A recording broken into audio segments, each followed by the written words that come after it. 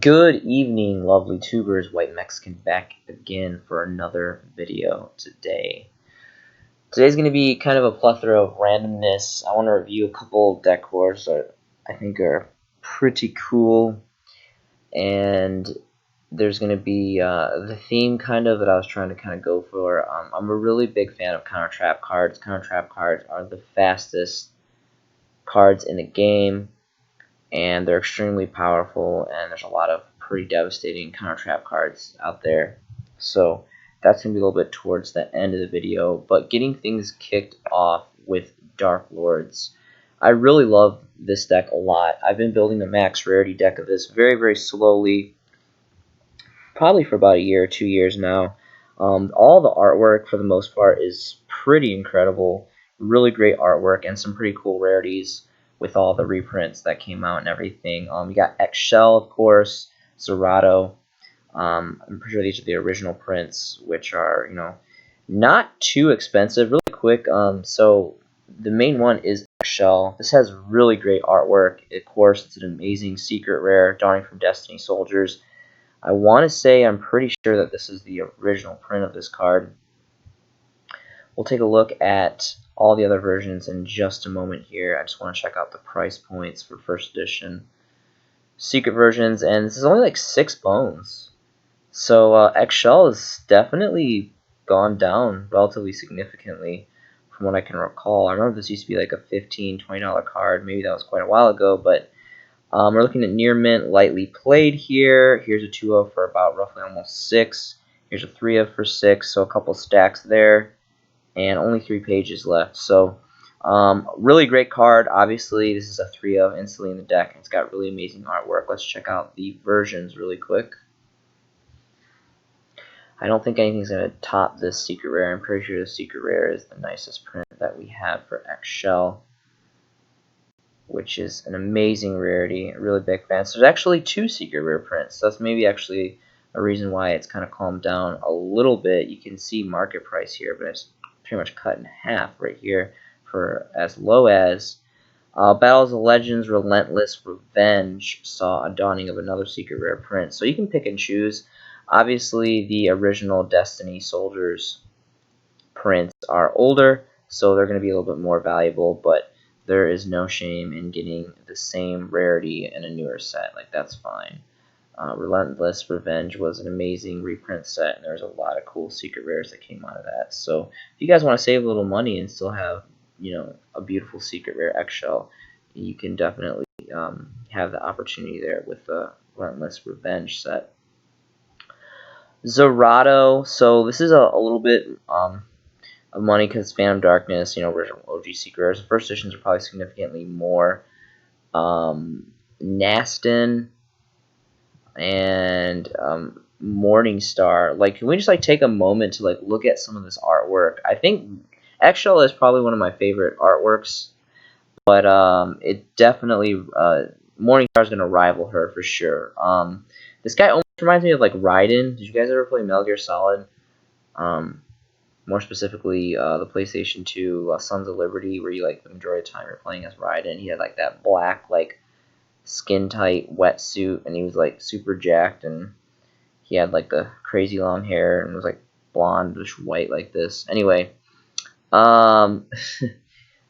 questionable details that I remember about a male character in a very old school nostalgic video game. But hey, I mean, who wasn't an MGS fan when they were kids? MGS, that was the first stealthy good time game.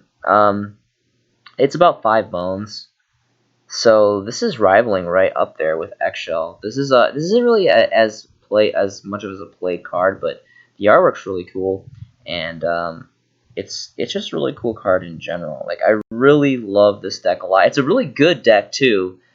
Their Link card came out, unfortunately I think as an ultra rare, but their Link card is super good. It really speeds the deck up a lot, and it's got some really killer effects. I think it has 2 or 3 effects. It's really nice.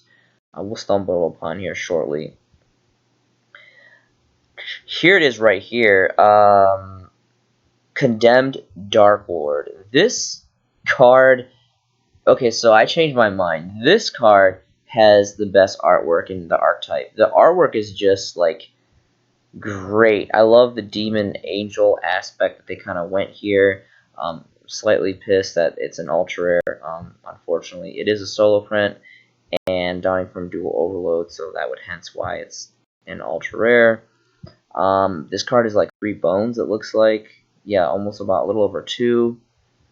And not really a whole lot of stacks. There's some 2-ofs, and then there's 5+ pages. But this card is like amazing. If you guys pause the video and read this effect, and it's a link too, so it's super easy to bust out. Amazing artwork, and again, I really love Dark Lords a lot, and it's really cool because Dark Lords is one of the very few deck cores that runs dark fairies. The majority of fairies are light, and you can see like all of these are dark fairies, which is really cool. It's a unique aspect that this deck core brings to the table, and I really like that a lot. I like how it kind of just like went against the grain and kind of changed things up. And what's pretty cool about this Dark Lord Nurse Cell, Battery Cell. I'm just gonna call her Battery Cell. Doesn't really make sense, but anyway, I think there was a time when I couldn't pronounce a card, and I ended up just like nicknaming it Salad. So I mean, whatever works, right? There was they changed this. So when they made the reprint, the original super rare is from a game promo, and it wasn't called a Dark Lord card, but they changed the name so that it gets included in the archetype of Dark Lord, so it can be searchable with the engine cards and just kind of be more compatible with the deck core in general, which I thought was really cool. I personally prefer the super rare promo from the video game promo because it's old, it's really hard to get, and has the original name and all that, and it's pretty cool. Really quick, I'm just going to check out the second page. It's pretty much probably going to be just a lot of reprints from the original cards here. But Duel Saga had a couple support cards. They got a little bit of support from Flames of Destruction. And there's a really cool official Judge Field Center token of XL, which is like ungodly expensive for some reason. I wasn't even really aware that people collected Field Centers, but to each their own. Alright, so super cool deck. Check it out. Next is going to be Duel Terminal 3. So in the last video, I reviewed Duel Terminal 1. A couple of videos before that, I reviewed Duel Terminal 1 and Duel Terminal 2. So, I mean, was it 2, 3? I'm at 4 right now. Okay, so today I'm reviewing Duel Terminal 4. 100 card set. I've said it before, I'll say it again. Duel Terminal is gone. Konami is no longer manufacturing Duel Terminal rarity cards. And my personal opinion, I really like Duel Terminal a lot. I think it's fantastic, especially like the super and ultras and the rares, and the commons look good too. But if you can get anything higher, like a rare or higher, they look even more so. Pretty fantastic. And there's a lot of interesting choices that they made, and it's kind of interesting too how a lot of the Duel Terminal sets ran parallel with the Hidden Arsenal sets, and you can see like the Duel Terminal versions of the cards compared to the Hidden Arsenal. Like the Duel Terminal are always going to be dominant. They're always going to be more rare, harder to get, higher rarity, and just like aesthetically more pleasing to the eye, and they have the price tags to go with that. Drac Alio, this is really cool in Dinosaurs for like the longest time. I guess it kind of still is. It's holding a relatively nice price point. Obviously, the most expensive card is going to be Trishula. Exterio, this is really cool artwork. I don't really know of anyone that plays this card, but it's got really cool artwork. We got some Dragoonity stuff here. Of course, Necromancer, Infernity. I'm a big Infernity fan.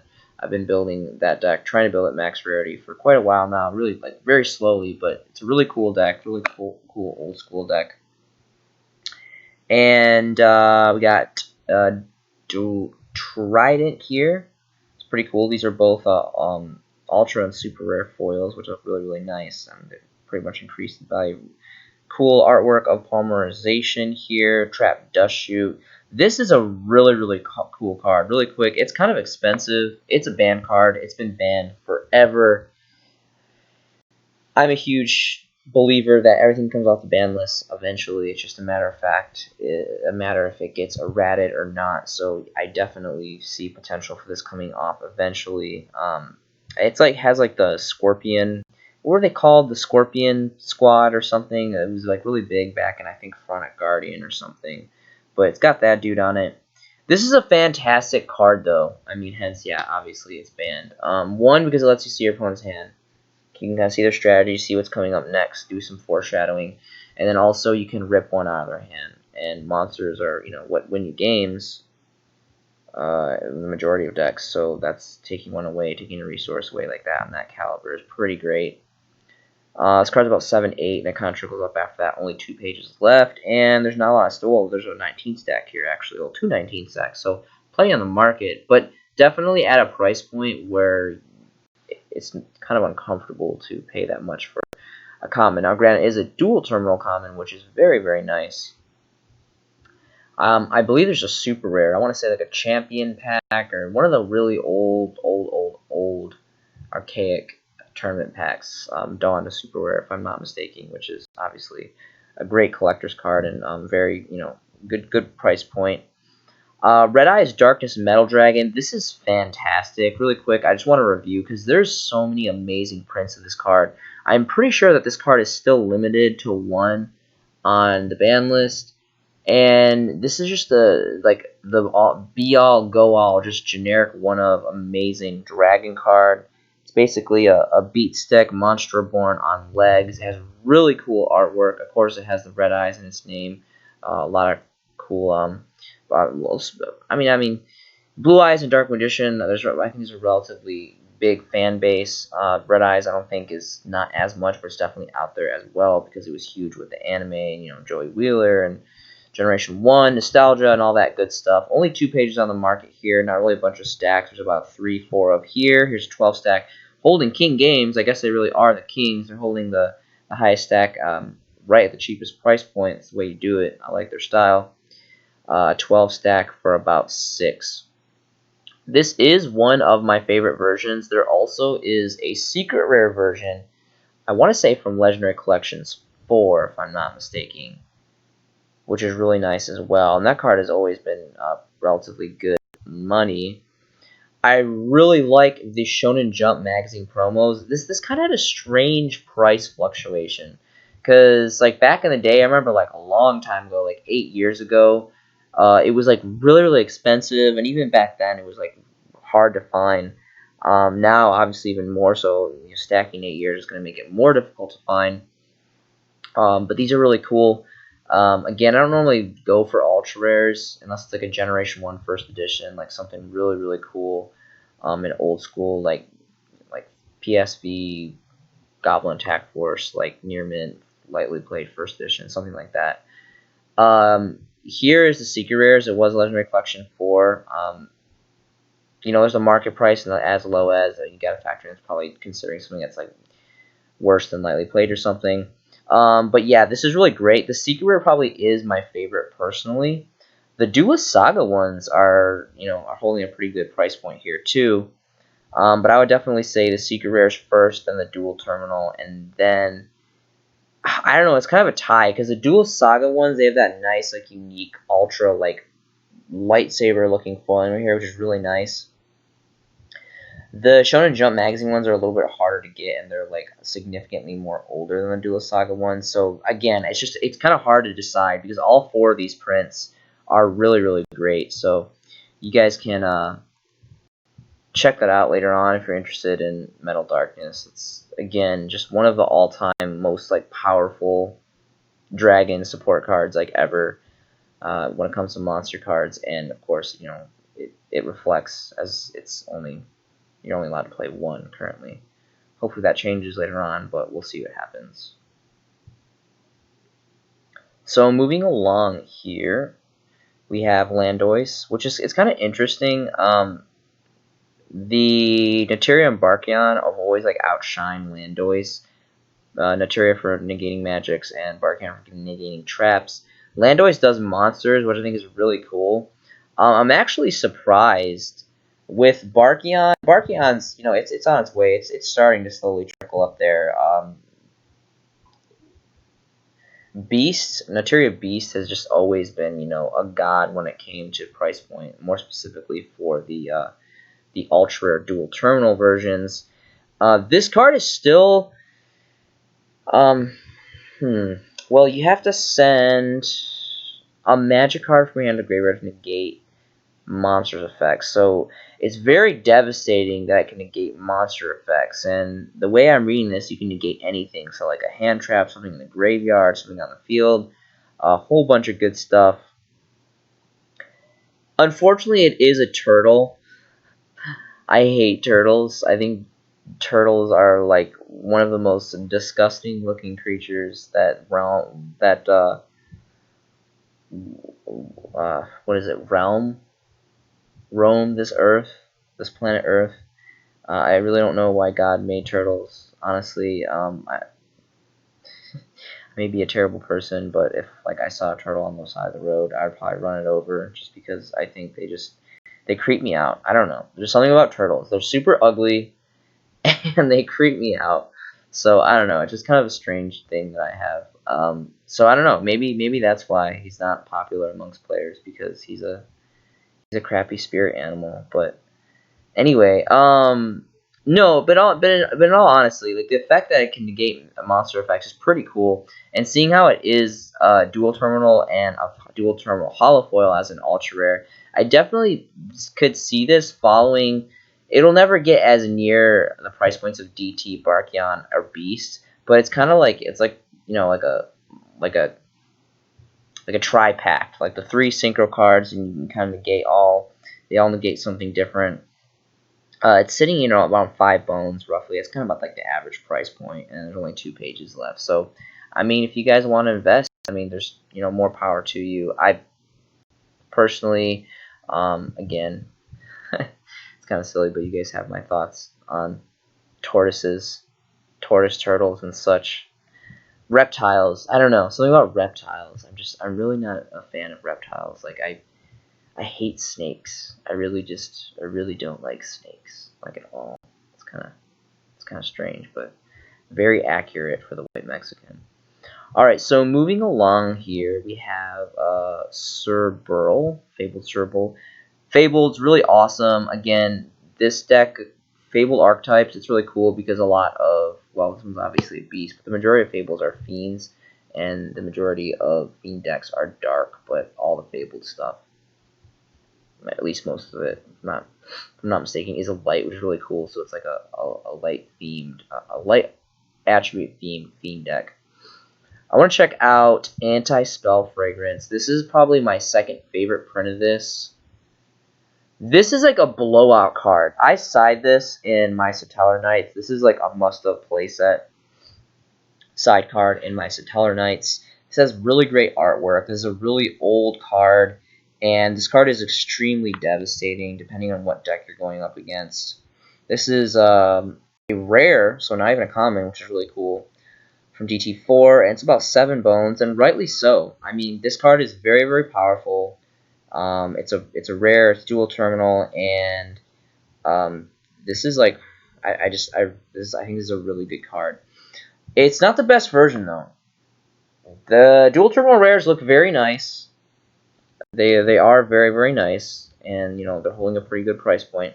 But the prismatic secret rares from Power Chaos, you know, video game promo, are probably would be my ideal choice. You can see here it says 5, but it's probably significantly more. It's probably for like a, you know, a really crappy condition. They're almost around 20, so these are really, really nice. I want to say I know I have at least a playset of this.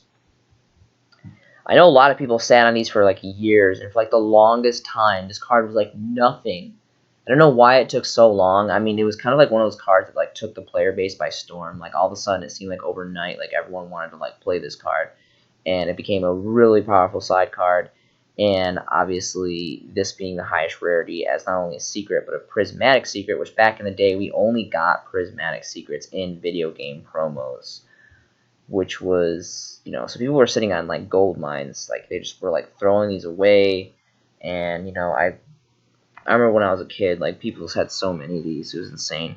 And, you know, now they're really hard to come by, and the price point, they have a price tag for it. And yeah, that's pretty much it. There's like there's an ultra, a couple ultras, some commons, and a super. So these are really going to be the only two. I think these are the only two that are really going to hold much merit until this gets really popular as a side card again. I still think this is kind of like a rogue side deck card. That's kind of where it holds its value. The other prints aren't going to go up until people start noticing this card that it's still good and it's still a fantastic side card. But as always, the high rarities, the DT rare, and the Prismatic Secret are always going to be the most value when that time comes.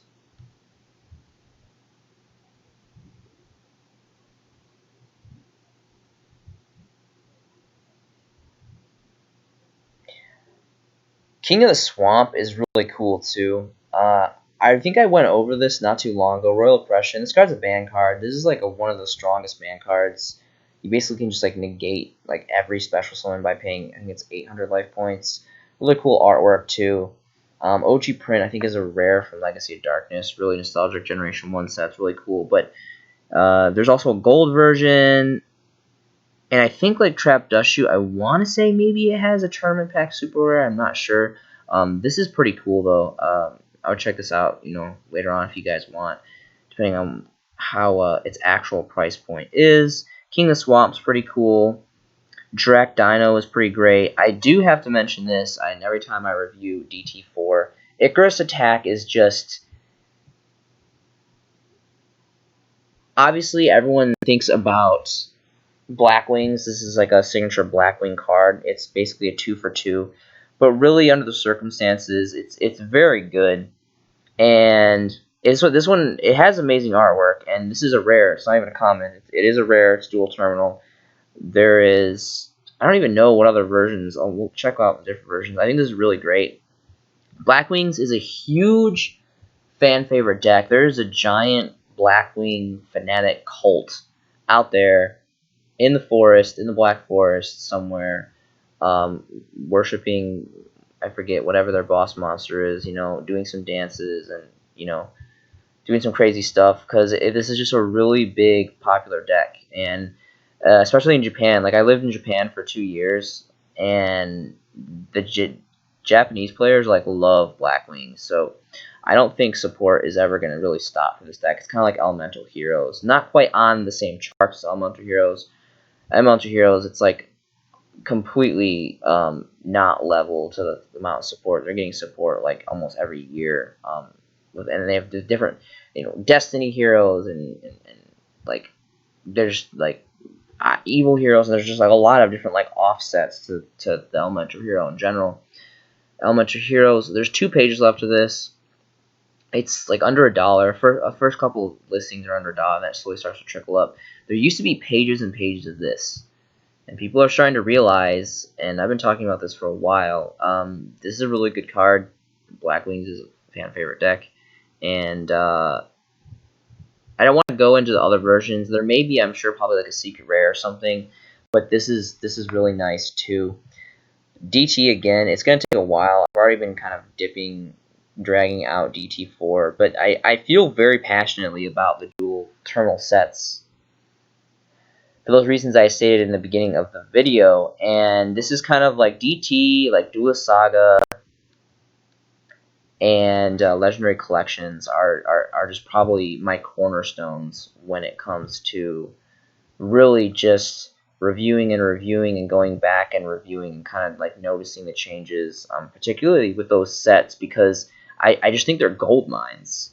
Like, my personal view on the matter is I think there's a lot of great stuff. Like, here's some Elemental Hero stuff. We got you some stuff for some machine players, and Phoenix Wing Blast is another pretty good card. Set your opponent essentially back a turn to a certain extent. Divine Wrath, I'm going to go over this later on when I get to the counter trap sections. Briefly selected a couple counter traps that I like that I wanted to showcase. We have some Dragoonity stuff, which is pretty cool. Megamorph, really old Generation 1 card.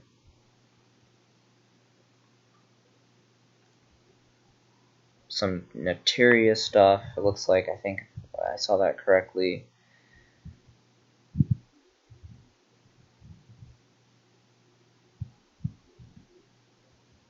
More Dragoonity stuff, more Metiria stuff. And moving on to the final page. I think I've pretty much touched up on the majority of the cards I wanted to feature out of DT4. So yeah, that was going to be pretty much it. So a lot of cool stuff in DT4. So you guys should definitely check it out. Moving on, Galaxy Eyes. Galaxy Eyes slash Tachyon slash whatever you want to call these. This is just another decor archetype that just has just completely blowout artwork. The artists or the team of artists that make and have made and produced the Galaxy Eyes archetype stuff is just, it's insane. Like, so it's really good, and some of the older stuff, like as you can see, had amazing rarities. Photon Shockwave, Galactic Overlord, those were like we're talking about like 8 years ago. These sets are getting very, very old, and you can see the price points here for all the ghosts. I'm not even going to review these. Again, ghost cards in general, it doesn't even really matter what it is. If it's ghost and has a first edition stamp, it's going to be money. And the first 3 lineup here, we see that there's the ultimate versions still, which actually I'm going to check out this though, because the ghost looks very good. And this is like the OG card. Like, this is like the poster boy face of the deck card right here. It's got really great artwork, really cool name. Its effect isn't like super good, but a lot of cards revolve specifically on this card. Yeah, so it's definitely a significant card in the deck. Unlimiteds are starting out at 30 bones, then it jumps to 32. Only 2 pages left of this. Again, this is the second highest rarity, right under the Ghost Rare. And first editions jump all the way up to almost 50 bones, and then 55 for that second to last one. There also is a tin promo secret rare of this, which looks really great too. It's still really not worth anything, mostly because there is a ghost print and an ultimate rare print. That's really the only reason why the tin promos aren't really, and besides the tin promo and tin promos are like mass produced, but it looks fantastic too. So if you guys don't want to play like 100 plus for the ghost, or half of 100 for the ultimate, the tin promo secrets are also available. Number 107. This is a pretty cool card. I actually ran a copy of this in my Dark World builds back in the day. I don't really know anything about 62, but it has really cool artwork. The Cypher stuff. The Cypher stuff is pretty cool. And we got some more ultimates over here. Here's the tin promo. Wow, the tin promo is actually holding a pretty significant price point. I'm surprised. And I'm actually very happy, because about a year or 2 years ago, maybe like a year ago, I picked up quite a few copies of this, because this is, again, like, this is a really significant card in the Galaxy deck, and this is still a really great rarity. It's nowhere near the ultimates and ghosts, but it's still very aesthetically pleasing. It's just great in general. It's about $5. It's about $5. I mean, pretty much all across the board. 4 pages left. Not really any stacks. There's a 9 stack here, and then what is that? Another German. I guess it's maybe event calendar. I don't know. This is really strange. But yeah, they're about 5 bones. So yeah, they're definitely. I don't remember. I think I picked mine up for about 2, about a year ago. So this is definitely a healthy alternative. There's nothing wrong with playing Secret Rares. Again, Secret Rares is, Ghost Rare is my favorite rarity, but Secret Rare is my second favorite rarity. So the Secret Rares are, a significantly cheaper, healthy alternative if you guys want to still play some nice copies of this deck. And let's see, let's go ahead and move on to the second page. Let's see what we got here left. This looks like just a majority of the reprints.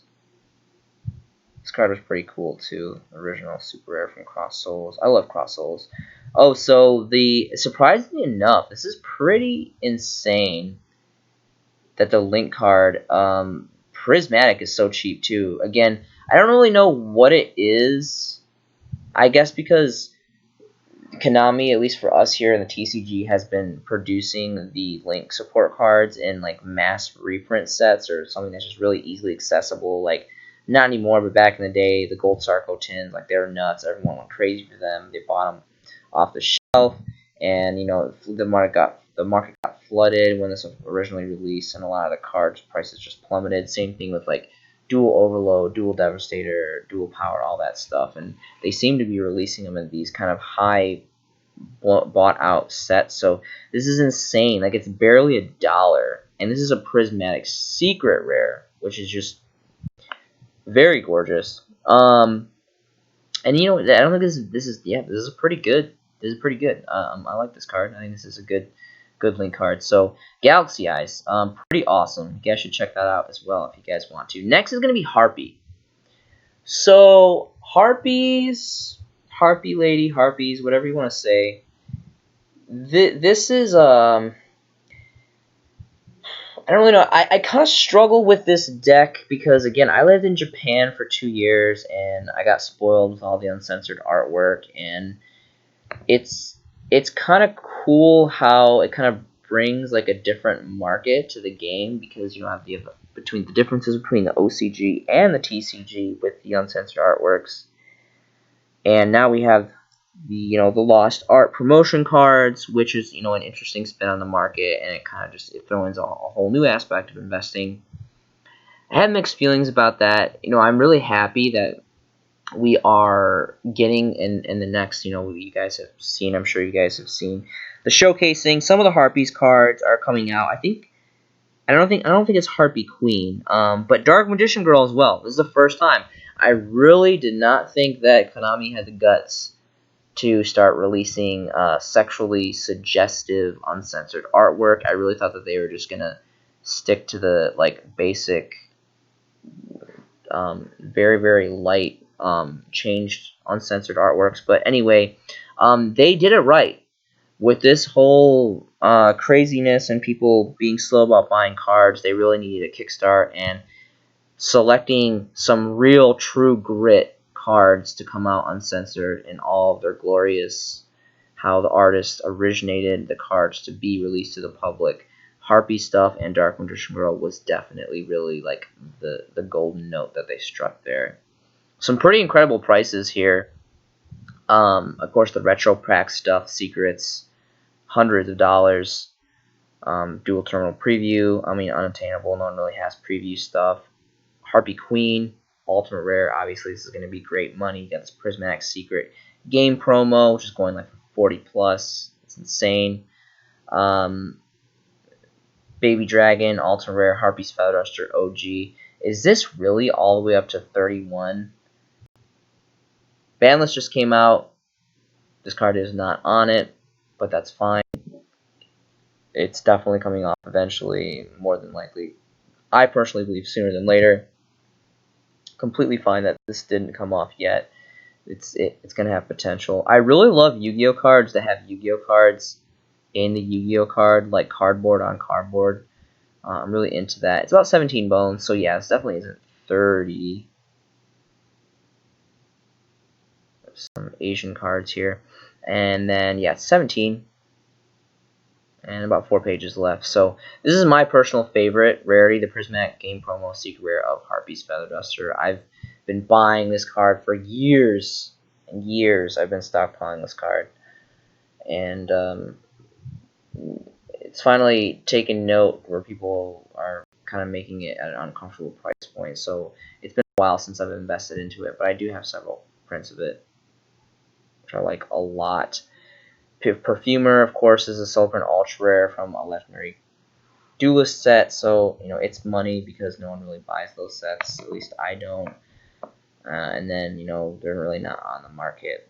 The market doesn't really have a lot of availability, so people kind of set the prices how they want. Chandler, really great ultimate rare. A couple other secret rare versions. Legendary Collections 3 and 4. These are amazing sets. I don't think I've made a single video without mentioning something about Legendary Collections 3 and 4. There's just, you guys, great collectibles collectability, amazing rarities, and just really great card choices in general on Konami's part for that.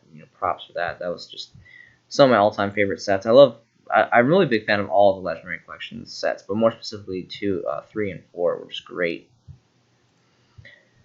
So I never personally built Harpies. I know there was a time they were relatively competitive, and it was pretty cool because my Valentine is a really cool character, and that's like Gen 1 nostalgic Yu-Gi-Oh anime status. Really cool. I always really liked her as a character. One thing I did want to mention, so Harpy Lady, this super rare from, again, Legendary Collection 4, Joey's World, an amazing set, is the only hollow foil that we have. It's the highest rarity of Harpy Lady. And I can't really explain it, but I think this is going to become a collector's card. Until a higher rarity of this card comes out, more specifically because of My Valentine and the anime and just Harpies in general. Like, I feel like a lot of people like Harpies. A lot of players like Harpies. They like the artwork. They kind of like the playstyle-ish, I guess. But, like, no one really wants to play it, I guess. Like, people like the cards, but it's not really good or, like, good enough. So no one was, like, going to try to play it, or not even, especially not even competitively, like, by no means. Maybe someday with new support, but right now, like, it's just too crazy. It's pretty much like $1, $2 all across the board, and there's 3 pages left. I can't really explain it. Like, there's just something in my mind that is like telling me to pick this card up, and I have several prints over the last couple of years. I have been picking up, again, exclusively first editions only. You guys always got to go first edition. If you guys have seen my videos before, it's all about first edition. I rarely to almost never invest in unlimited cards unless it's just I'm getting a dirt cheap price point. I think the card's going to go up even with unlimited. So, I can't really explain it besides those reasons. I think that the first edition super rares prints of Harpy Lady are going to be collector cards, and they're relatively cheap. So why not pick them up? Because it's Harpy Lady and it's cool, and the artwork's cool. Another thing I want to talk about was Harpy Girl. So this was kind of like a whoopsie daisy by Konami. If you notice, if you go back to like the original prints from Rise of Destiny, I don't know if they slipped through the cracks or like whoever was checking censorship of the cards to convert over outside of Japan, they messed up. But you can see here, Rise of Destiny was the original print. You can see all the following prints: Dark Rev, Legendary Collection 4, and the structure deck here. They did the censored artwork. They changed the color of the apparel. It looks more gray here. I don't know if it actually looks like that in the card, but you can see like it's like a teal blue here for her tights. Whereas in the original prints from Generation 1, Old School, Nostalgic Rise of Destiny, it's skin tone. So you can obviously see she's wearing like this wholly very exposing apparel, I guess I can say. So that was really cool. I want to take a look really quick because I think it's cool. Like, I think this makes this card a collector's card because, yeah, I know we have the Lost Art promotion now, and now that they're releasing stuff like Dark Magician Girl and some of the Harpy stuff, they didn't pick Harpy Girl yet. I forget. I think Chandler and something else. I don't remember. They released 2 Harpy cards, which again we don't even know when they're gonna drop. We know it's gonna drop eventually for the next set of Lost Art promotion.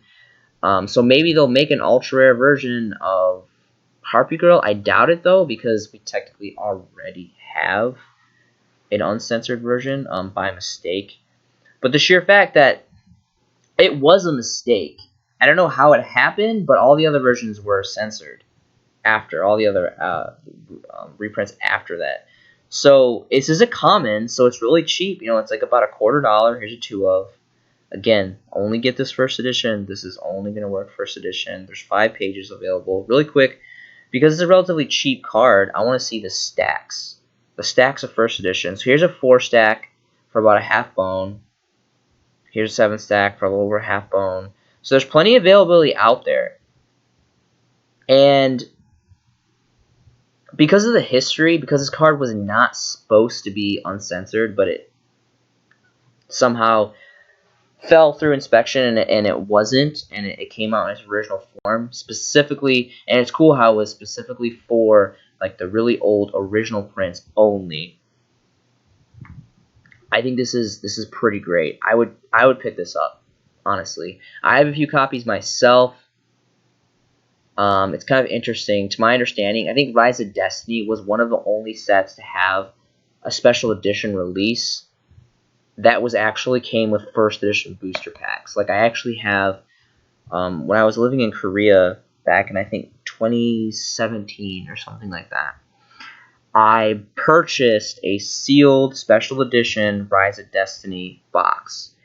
And on the outside and everything, it says first edition, and I, bought a couple loose packs, special edition packs, and they actually have first edition booster packs in the special edition, which is like completely like backwards. Normally the special editions, or all of the special editions, I mean, at least for the last, several years, have always been like, unlimited, and they kind of offset that with the promos, and sometimes you get kind of a little bit, I think you get a little bit better ratios for secrets depending on what the set is. Like I did a lot. I invested a lot into the special edition of Raging Tempest, and the secrets were just insane. I was pulling Tridents and Barrages like crazy. But so yeah, this I think this is great. For the history and because of the kind of like the factory error or whatever you want to call it, I would definitely check out Harpy Girl. So those are some of the last things that I really wanted to cover. If you guys want to check out Harpies again, it's just a fan favorite deck, I think. Link to the anime with and it's pretty great. Really quick, so Orcust. I don't really particularly like this deck. It is a very strong deck. People can't deny that it's not a strong deck. I think it got hit on the ban list a little bit, but what I want to talk more specifically about was that Nightmare, Symbol Skeleton, and Harp Horror are like, I think, significantly cheap, and it's cool because they're like the super rare versions from the OTS packs, and they have like one of the best counter trap cards in the game. Like, this card is insane. Crescendo is like, this is a like ridiculously good counter trap card. It's got pretty cool artwork too. So anyway, yeah, obviously you have to play it in the deck. If this was like generic, it would just be insane. But it's a Soul Print super rare from Neostorm, so this is still relatively new. Plenty on market, 5+ pages. But yeah, this is like a blowout counter trap card. So like, this counter trap card kind of like makes me want to like. I'll be honest with you guys. I'll never make this deck. I'm just really not a fan of Orcust at all. But they're good. Like, I don't. It's kind of a weird thing. Like, even when like decks are super good, there's just some decks I don't vibe with, and I just never really make them. Speaking of decks that I don't really, not really how do you say, really well diverse in them, Fluffle / Frightfur. I like the artwork a lot. Fluffle and Frightfur artwork is pretty cool. This counter trap card, more in particular, is just completely blowout. I think this is just another archetype specific counter trap card that is just really, really good. Pretty much negates anything, and then you can special summon a level 8 fusion from your extra deck, which is just like, you not only do you get a negate, you get a special summon after you negate from the extra deck, which is pretty incredible. Unfortunately, this is a common. There's another print, the Mega 10 reprint. They're both commons, unfortunately, so they're cheap. So fortunately, unfortunately, and there's 5+ pages. Obviously, you have to play this in a specific Frightfur build, but from what I'm told, there's a small player base of Frightfur, and the deck is relatively fun. They have some pretty cool fusions. Next is going to be somewhat of a generic card. So, Magispector. A while back, I'm a big anti-meta fan, so a while back I tried to kind of base an anti-meta deck off Magispector, because I think it's cool how they can't be targeted or destroyed by card effects for the monsters at least. And it didn't really work out. I didn't spend enough time trying to be creative and kind of think outside the box with it. Maybe I'll dip into it later, because I'm always constantly looking for fun ways to kind of mess around and blend anti-meta.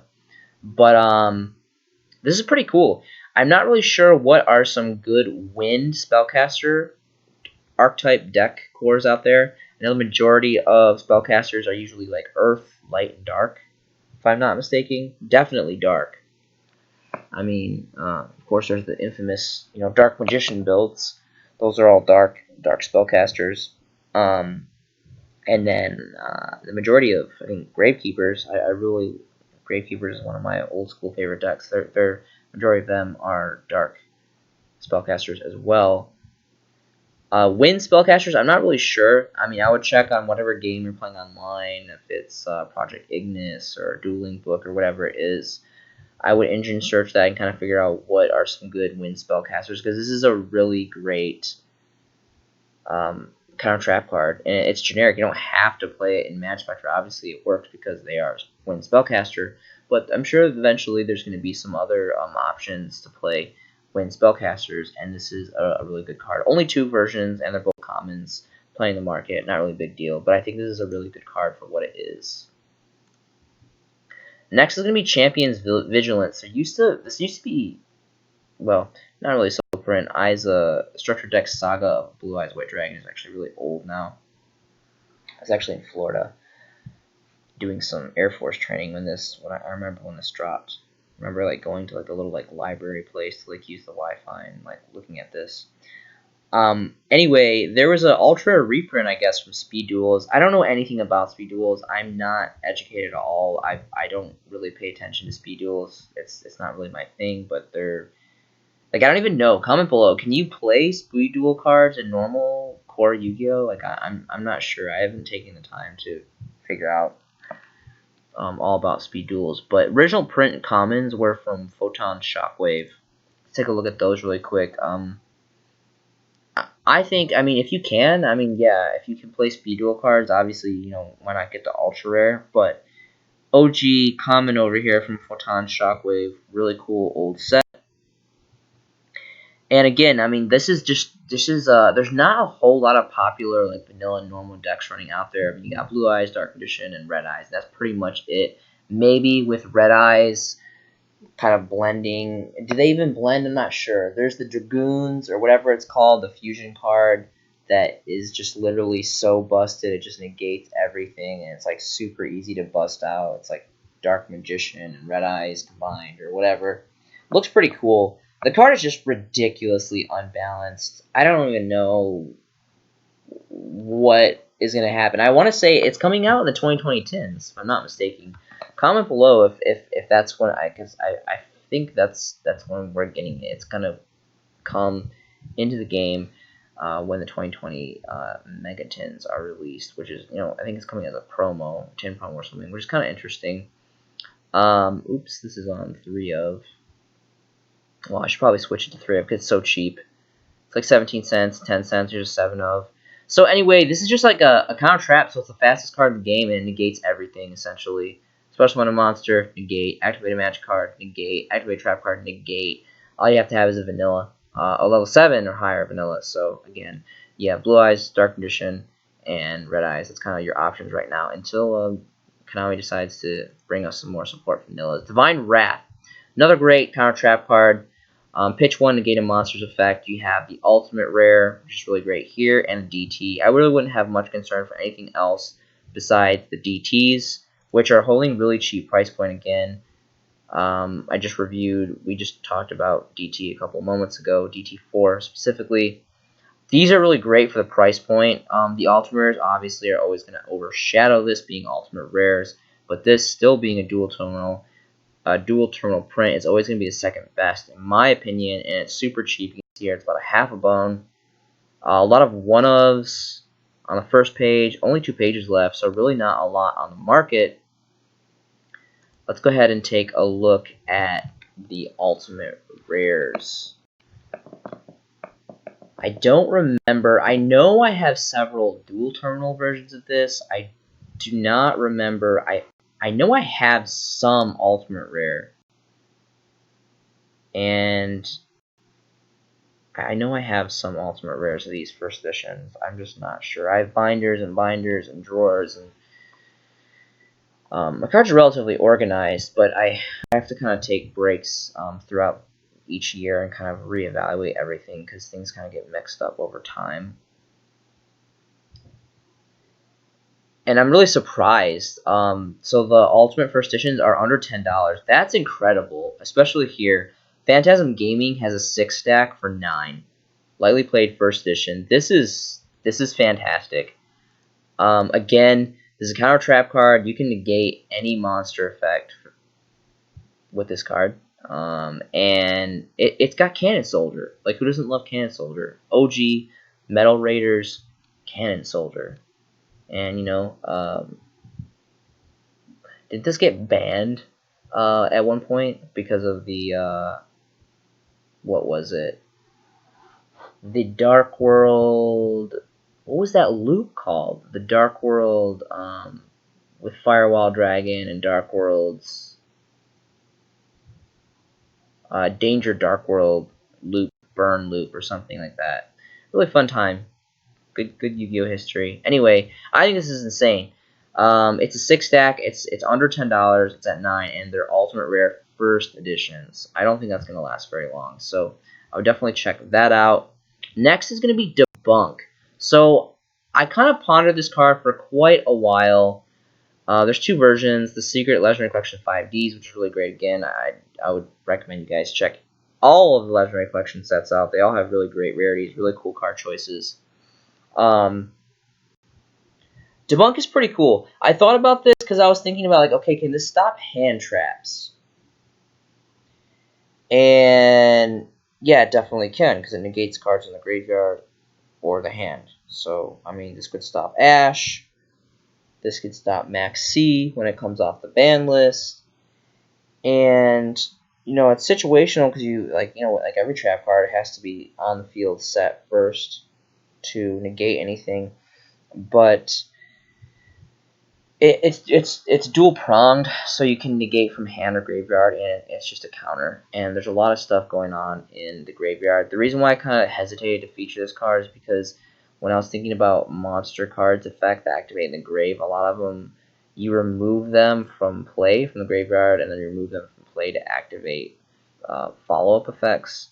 And at that point, it would be too late, I think, for timing. I'm not like a super master on timing and how that works. Kind of like I don't know why I keep on thinking of Plague Spreader Zombie. That's not a monster effect. It is a monster effect that activates in the grave, but you don't have to banish itself to activate effect. There's a lot of monster effects where you banish them from the graveyard and then they pop off follow-up effects. So again, with timing ruling, I don't really know like if this can stop that or not, because like they would technically already be banished before you can target them with this. The Secret Rares has the highest rarity, is about 2 bones roughly. 2 bones plus. There's 4 pages left. Not really a lot of stacks. There's like a couple 2s. Actually 1 2 of. So kind of good luck with that. But on its own merit alone, again, like this used to be like a pretty big side card a long time ago when the set was new. Was it Ragnarok? Extreme Victory. So you have the super rares here, the original OG prints from Extreme Victory. Really cool set. This was a set that we got. Tour Guide to the Underworld, which is one of my favorite cards in the game. Like, I literally got a Tour Guide tattoo. That's how much of a nerd I am for Tour Guide. It's pretty great. And it's like $50 for the super OG prints first edition. So it's up to you guys. I think this is... I don't know. I think it has potential, and I like that card. Next is going to be Solemn. So the Solemn cards, got all the ultimate rares here, holding some great price points to get as well. Really quick, I wanted to check out the Ghost Gold versions of Solemn Judgment. Haunted Mind was just such a great series. Gold series, I like some Gold series. 2008, 2009, and Gold series Haunted Mind were great. And one of those, the Pyramid Edition, it came with like a mat. which I thought was really cool. Like, no set. Konami is yet to release a set where we got like cards and mats together, like packs and mats, and I thought that was really cool, at least that I can recall.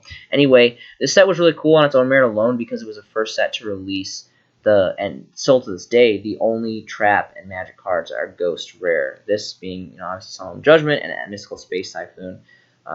We've never had traps or magics released in ghost rare prints here in the TCG until this set, so that's really cool. And they're still only, to this day, the only ghost trap and magic cards that I'm aware of. I mean, comment below if I'm wrong, but I'm pretty sure that Solemn Judgment and MST are the only ghost magic traps that we have here currently. And it's almost about $30. Almost about $30, 3 pages. There's a 3 stack here, and that's pretty much it after that. So I don't really know. I love, this is my favorite version. The Ultimate Rare looks really great. The Ultimate Rare is really popular. It's gone up pretty significantly. It's like 80 plus now for the OTS 12 pack one. This card got unlocked in the ban list quite a bit ago. I think it was the list before last. Went to 3, which was just amazing. Again, I'm a huge anti-meta player, so it was like a dream come true having 3 judgments again.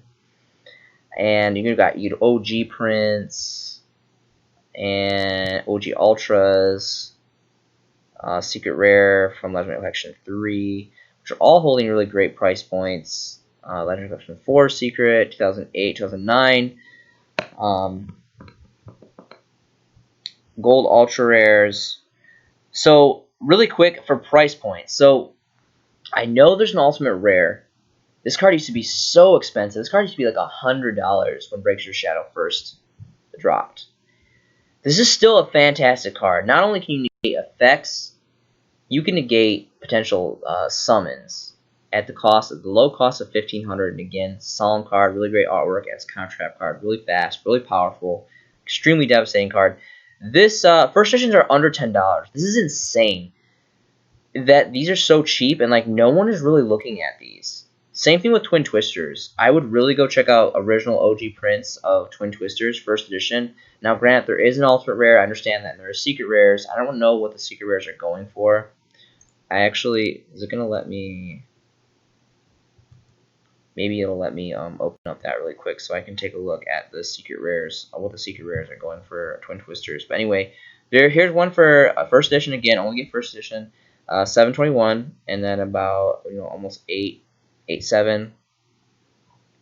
Doesn't look like there's a lot of stacks for the cheaper ones, but still anything under 10 I think is blowout for this card. Like right here, Core TCG, amazing store. I buy from all the time. Almost never mess up sales. Oh shit, sorry. They're not first edition. So amazing store, but they're not first edition, so useless. Don't buy those. But yeah, there's definitely, like, here's a 3 stack for 10. And here's another 3 stack for 10. 3 stack for 10. So there's plenty of stacks here for right around 10. I think this is a very fair price. I don't think that Solemn Strike original OG Secret Rare first edition strikes dual effect is amazing artwork. Secret Rare is going to stay at 10 for very long. I think these are really great buys. No one's looking at this. The card just needs to see some popularity and more play, and this card's going to increase. And that's all I'm going to really say about that. The next thing I wanted to talk about was Duel Saga prints of Solemn Warning. Again, Solemn Warning is just another great part of the Solemn Brigade, and I'm kind of mixed because I'll take a look here at the original print Ultras, because this card actually, not like the other ones, the Ultimate Rare originally came out of the core set, Duelist Revolution, I think it was, and this is pretty good too. So I get kind of hung up on which one I like better, the Dusa Ultras or the original Ultras from the core set, first edition. The Dusa ones are about 3-ish, 4. So this is seeing a significant price increase. This is This is like one of the most popular cards, I think, in Duel Saga, from my personal opinion. Really great rarity, amazing artwork, great card, and there's about 5 pages left of this. So it's about about 5 for warning for Duelist Saga warning, which is pretty great.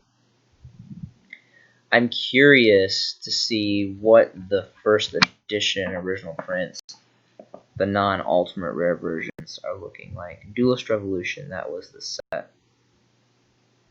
They're probably a little bit down on this page here. So we got Duel Leagues. I'm not a big fan of Duel Leagues. Talked about Solemn Strike, the original OG prints from Bosch, first edition, under 10 bones. You guys should take a look into that. Consider it.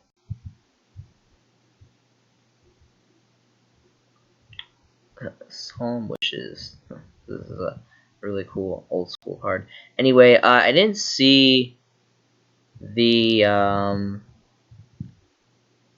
where's the original Ultras? Anyway, check out the original Ultras. For a while, I was buying the original Ultras for like 10. This was like a long time ago, back when I lived in Japan.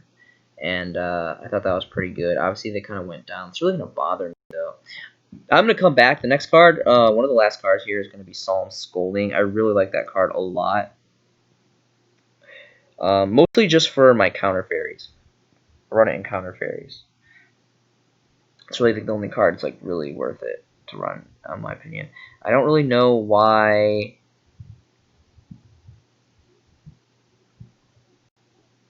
Okay, here it is. Duelist Revolution.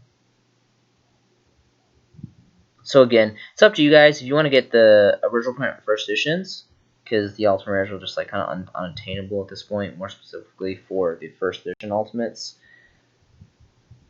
you get the OG prints here, and the first editions are about 7.76 ish, and start to trickle up with that 8+. So yeah, they're like a bit under 10 bones. Not a lot of stacks on the first couple pages there. But I don't know. Personally, I guess I would like, and again, I'm not a big fan of ultra rares. I would say aesthetically the Duelist Saga ones look better, but just the sheer fact that Duelist Revolution was such a just game-changing blowout, like really significant set, and it's very old now. I would actually recommend you guys invest in the Ultra First Edition's original prints over the Duelist Saga, but the Duelist Saga ones are relatively significantly cheaper, so at the same time, it's kind of like I'm just gonna, you guys are gonna have to make that call on your own. What's gonna benefit you guys most? What you think is gonna be the better turn on the tide for that? Solemn Scolding. So this has 2 secret rare prints, Megaton and the original New Challengers OG print. It's a secret rare. You can read the effect here. Again, I really just play this in counter fairies. I'm a big counter fairy fan. I really like counter fairies a lot. Really cool artwork and all that. And it's ridiculously cheap. It's like $2-3. And there's 5+ pages, so I just wanted to. No one talks about it. This is kind of like the redheaded stepchild of the Solemn cards. No one talks about it. It's not as good. It's more situational, and it's got a little more restrictions. But if you play in the right deck, it's still a very, very powerful and diverse card. All right, so really quickly, I wanted to review the versions of Twin Twister. I'm very curious because Solemn Strike OG prints first editions are like under 10 bones. I'm really curious to see what the Bosch super rare prints are looking like.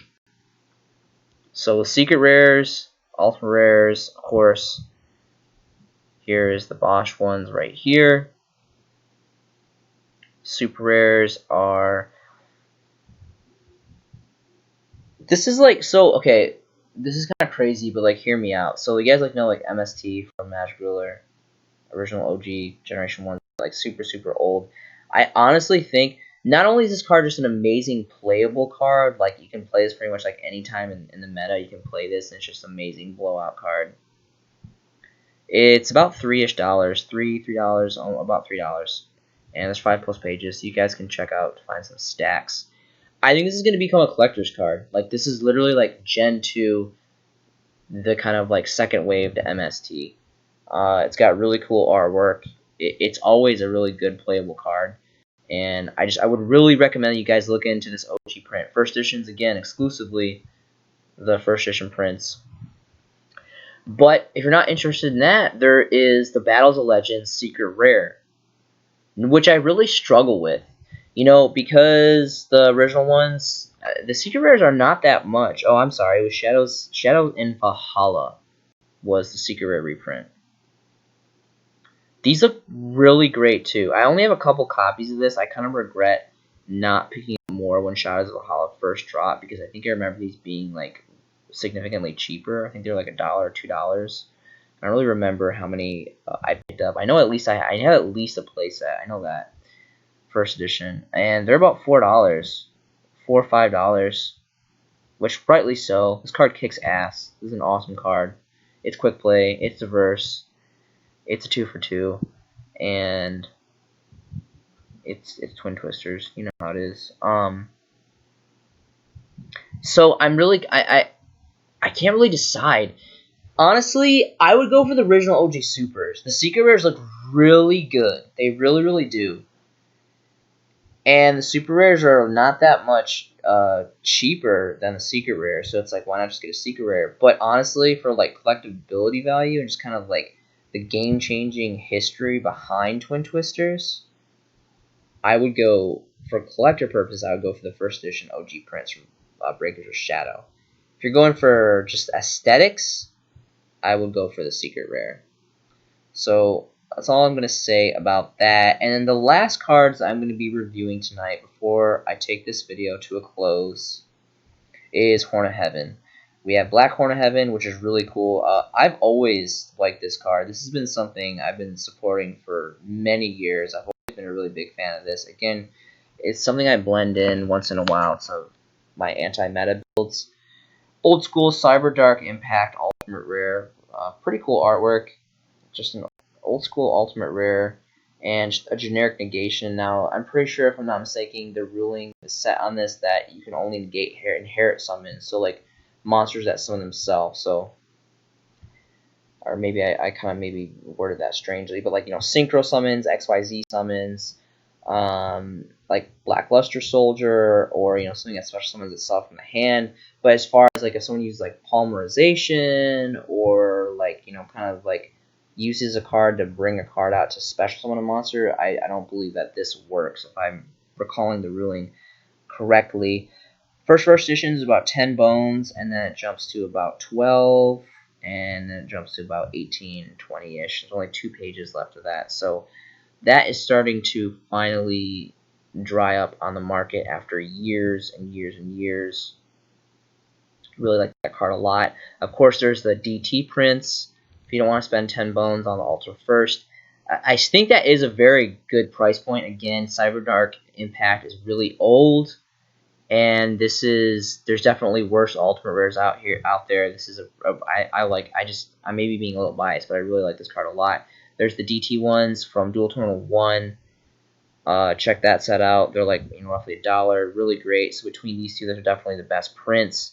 Really the only prints that I would be interested in investing in. There's the Ultra and the Secret, but I mean, I really like the Secret. Looks nice, but I mean, at the end of the day, it's just never going to compare with the Ultimate and the Dual Terminal. You have super rare normal Horn of Heaven, which is really great. I had a couple of these. I actually sold them. They hit like, I think like around 30 or so, or high 20s, and I sold them because I picked them up like mad cheap. OG Metal Raiders. Really good, great prints. I don't think there's a secret rare, Legendary Collections 3, of course, which is really great. Let's take a look at the original Metal Raiders. I think that would be the best version. It's not the highest rarity, but it kind of is to the extent that it's the oldest print. Of course, the super rare, I think it was like Champions Pack or Tournament Pack, whatever. Supers, those are really great too.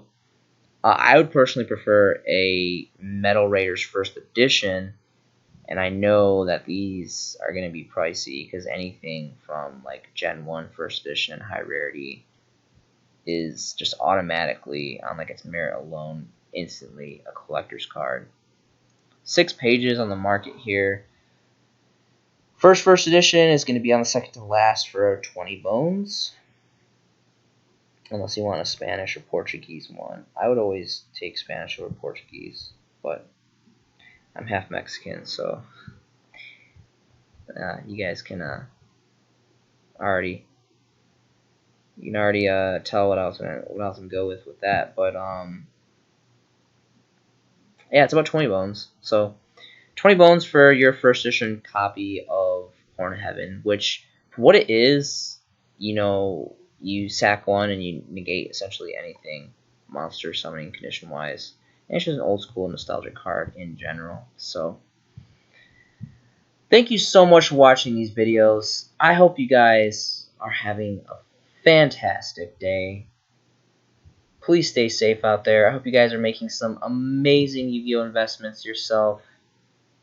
I have social media if you guys want to talk anything Yu-Gi-Oh! I'm all about it. I would really love to hear from you guys. I love all your comments. And it's just a beautiful time to have Yu-Gi-Oh! Friends. This has been a showcasing by the White Mexican, and I will see you in the next video.